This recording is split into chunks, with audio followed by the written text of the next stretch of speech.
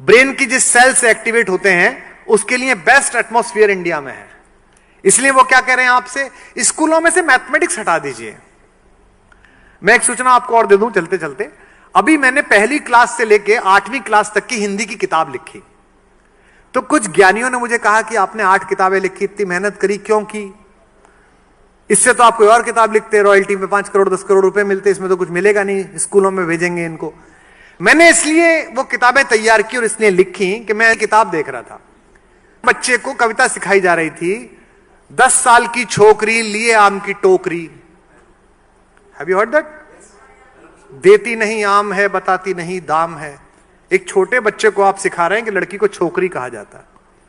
एक बुढ़िया का फोटो था, उस पर लिखा था कि बुढ़िया दादी दिन भर बकबक करती, काम नहीं है कुछ भी करती दादी। आप क्या सिखा रहे हैं?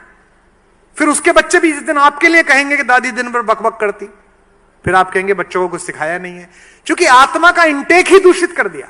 और मैंने इतनी रिसर्च की पवन जी, इतना ज्यादा मैंने शोध किया कि मैंने एक छोटी सी कविता लिखी कि गर्मी में टिंकू दादी के घर से बीज घिए का लाया, आंगन के कोने में उसने जाकर बीज दबाया, पूरे घर ने मिलकर उसको खाद और पानी पिलवाया। ऐसी मैंने कविता लिखी। तो रात को सोचे सोचते मैंने सोचा ये तो गलत लिख दिया, दादी कैसे लिख दिया?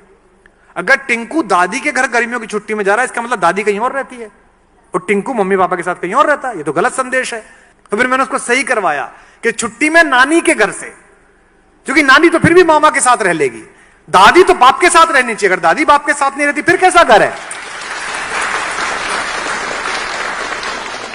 मुझे पता नहीं कितने स्कूल इसे स्वीकार करेंगे, कितनी जगह जाएगी, लेकिन मैंने उस प्रकाशक को कहा है कि मैं समाजशास्त्र की भी लिखूंगा, संस्कृत की भी लिखूंगा, इंग्लिश की भी लिखूंगा, 8वीं तक की तो लिख ही सकता हूं। और उसमें विशेष रूप से मनोवैज्ञानिकों का परामर्श लिया कि क्या लिखा जाना चाहिए, क्या क्या इसमें चित्र बनने चाहिए, क्योंकि हमारे बचपन से ही हमारी जवानियां प्रभावित हैं और हमारी जवानियों से हमारे बुढ़ापे प्रभावित हैं। तो अगर बचपन में आपने बीज सही लगा दिया, सीड सही लगा दिया, युवक के अंदर सही लगा दिया, तो सब कुछ अच्छा हो जाएगा।